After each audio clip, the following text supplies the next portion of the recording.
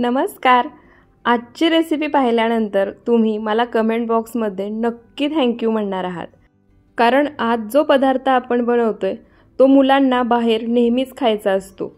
पण त्यामध्ये मैदा ईस्ट वापरतातच, पण त्यामध्ये वापरलेले पदार्थ, भाज्या कधीच्या आहेत हे सुद्धा आपल्याला माहीत नसतं.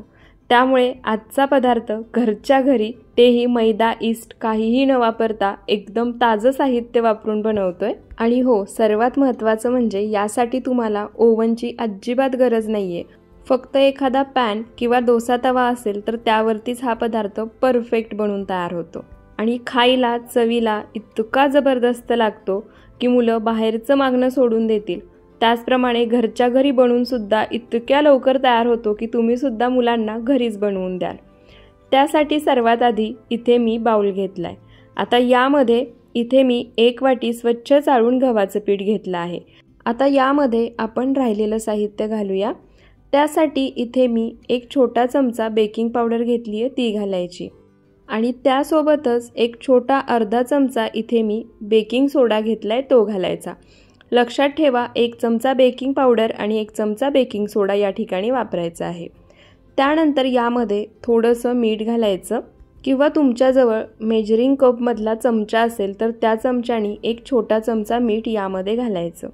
त्यानंतर मीठ, बेकिंग पावडर, बेकिंग सोडा गव्हाच्या पिठामध्ये छान एकसारखा मिक्स करायचा.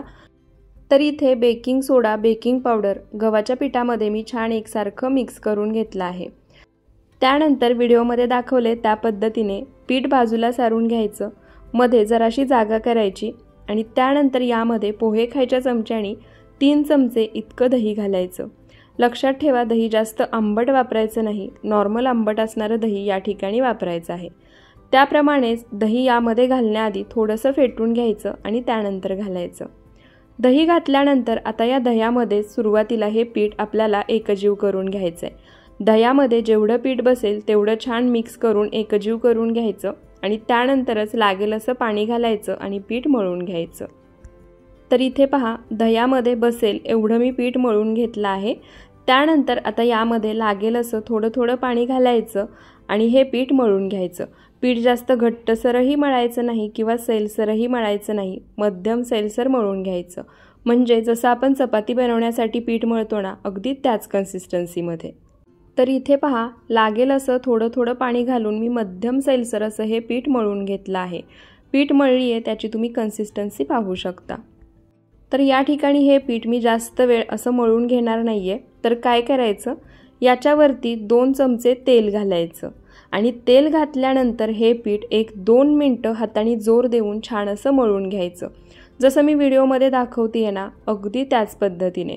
अशा पद्धतीने तेल घालून पीठ मळून घेतलं की पीठ छान फुलतं, आतून छान जाळी सुटते. आणि जेव्हा आपण हा पदार्थ बनवू ना, तो छान आतून जाळीदार होतो, फ्लफी होतो. तर इथे पहा, तेल घातल्यानंतर 1-2 मिनटं हाताने जोर देऊन हे पीठ मी छान असं मळून घेतलं आहे. पिठाची तुम्ही कन्सिस्टन्सी पाहू शकता. त्यानंतर आता बाउलवर झाकण ठेवायचं आणि हे पीठ आपल्याला 1 तास भिजवून घ्यायचं आहे. लक्षात ठेवा, 1 तासापेक्षा थोडंसं जास्त वेळ भिजवलं तरी चालेल, पण 1 तासापेक्षा कमी भिजवू नका. तर इथे पहा, 1 तास झाला आहे. झाकण काढूया. पीठ छान असं भिजलं आहे.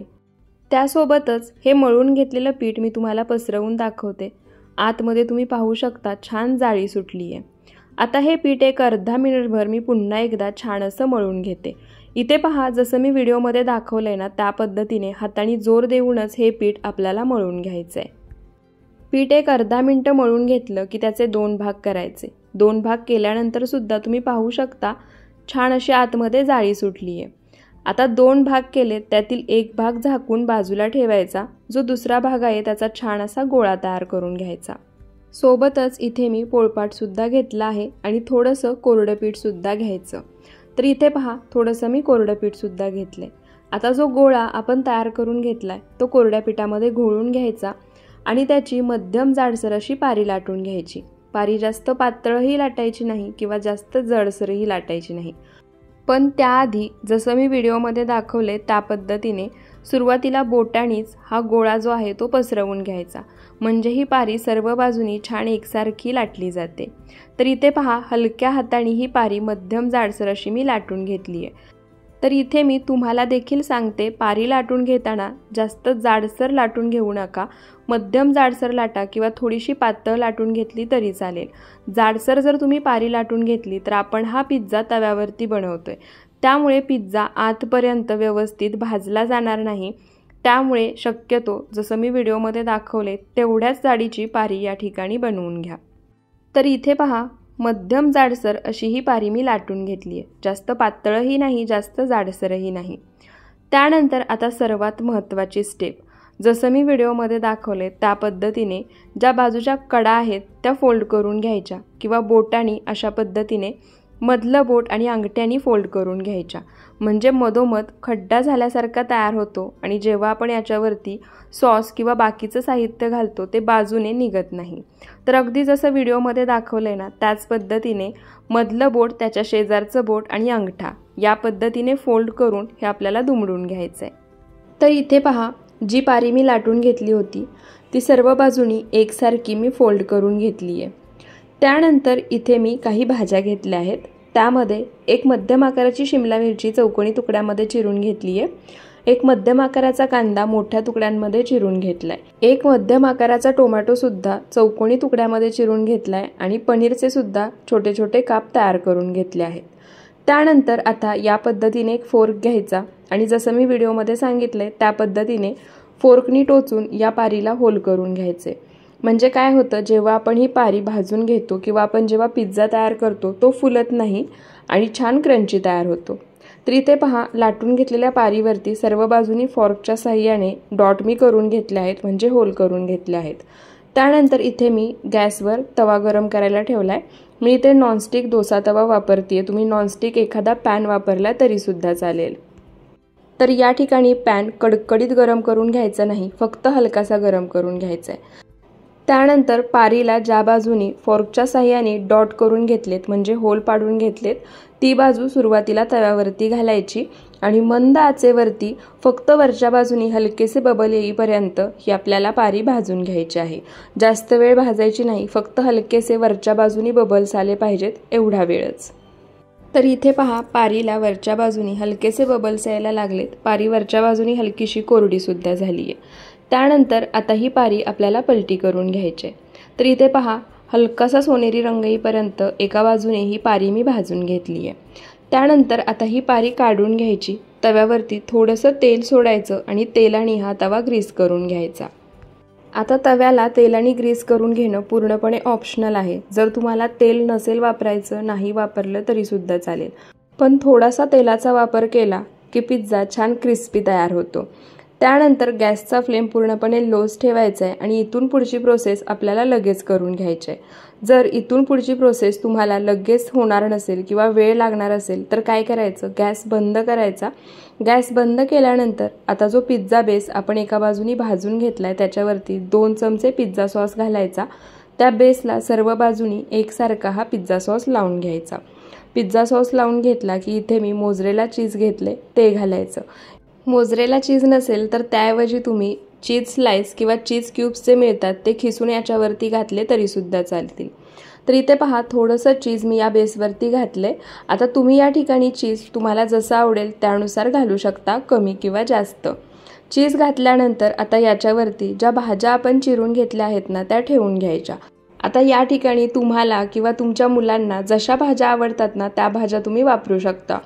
जसं की मुलांना शिमला मिरची कमी आवडत असेल तर जास्त प्रमाणामध्ये कांदा, टोमॅटो, पनीर वापरू शकता, किंवा मुलांना कांदा आवडत नसेल तर पनीर, टोमॅटो, शिमला मिरची वापरू शकता। त्यासोबत तुमच्याजवळ जर स्वीट कॉर्न असतील तर ते सुद्धा तुम्ही यामध्ये घालू शकता। त्याचप्रमाणे कच्च्या भाज्या आवडत नसतील तर या भाज्या तुम्ही थोड्याशा तेलामध्ये काळी मिरी पूड आणि थोडंसं मीठ टाकून परतून सुद्धा घेऊ शकता। तर आता इथे पहा, मी सर्व भाज्या या बेसवरती घालून घेतल्या आहेत। जसं मी तुम्हाला सुरुवातीला सांगितलं, ही प्रोसेस जर तुम्हाला पटकन जमणार नसेल, पटकन होणार नसेल तर गॅस बंद करायचा। त्यानंतर हे सर्व साहित्य घालून घ्यायचं। सर्व भाज्या बेसवरती घातल्या की वरून आणखी थोडंसं मी चीज घालून घेणार आहे। आता या ठिकाणी जसं मी तुम्हाला आधीच सांगितलं, तुम्हाला जसं चीज आवडतं त्यानुसार कमी किंवा जास्त प्रमाणामध्ये तुम्ही वापरू शकता, पण माझ्या मते पिझ्झा म्हटलं की त्याच्यावरती चीज हे असायलाच हवं आणि बाहेरचं देण्यापेक्षा घरच्या घरी अशा एकदम स्वच्छतेने बनवलेलं, साध्या सोप्या पद्धतीने बनवलेलं कधीही चांगलं। तर इथे मी सर्व साहित्य बेसवर घालून घेतले, वरून चीजसुद्धा घातले। आता याच्यावरती मी थोडेसे चिली फ्लेक्स घालणार आहे आणि त्यासोबतच थोडेसे मिक्स हर्बसुद्धा घालणार आहे। चिली फ्लेक्स घालणं पूर्णपणे ऑप्शनल आहे, जर तुम्हाला नसेल घालायचं नाही घातलं तरी चालेल। त्यासोबतच याच्यावरती आपण भाज्या परतून न घेता घातल्या आहेत, त्यामुळे थोडंसं मीठसुद्धा मी याच्यावरती भुरभुरणार आहे। बाकी आपण या ठिकाणी पिझ्झा सॉस वापरला आहे त्यामध्ये मीठ असतंच, जे आपण चीज वापरले त्यामध्ये सुद्धा थोडंसं मिठाचं प्रमाण असतंच। त्यानंतर आता गॅस चालू करायचा, गॅसचा फ्लेम पूर्णपणे लो ठेवायचा आणि याच्यावरती झाकण ठेवून घड्याळामध्ये पाहून फक्त 7 ते 8 मिनिटं हा पिझ्झा बेक करून घ्यायचा।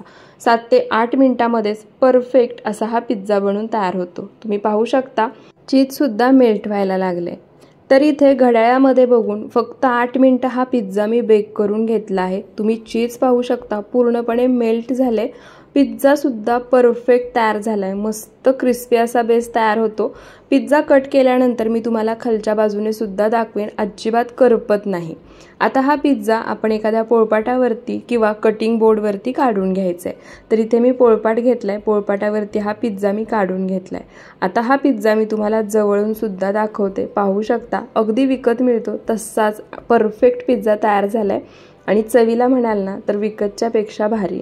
आता हा पिझ्झा मी कट करून घेते। तर इथे मी पिझ्झा कटर वापरतीये। हे पिझ्झा कटर तुम्हाला सुद्धा घ्यायचं असेल तर डिस्क्रिप्शनमध्ये लिंक आहे, त्यासोबत प्रोडक्टसुद्धा मी मेन्शन केले, तिथून तुम्ही घेऊ शकता। त्यासोबतच जर पिझ्झा कटर नसेल तर तुम्ही सुरीने सुद्धा हा पिझ्झा कट करून घेऊ शकता। तर इथे पहा पिझ्झा मी कट करून घेतला आहे, परफेक्ट असा हा पिझ्झा तयार झालाय। आता हा बेस मी मागून सुद्धा तुम्हाला दाखवते, तुम्ही पाहू शकता अजिबात करपला नाहीये आणि खाताना इतका क्रिस्पी लागतो ना की मुलं अगदी आवडीनं खातील।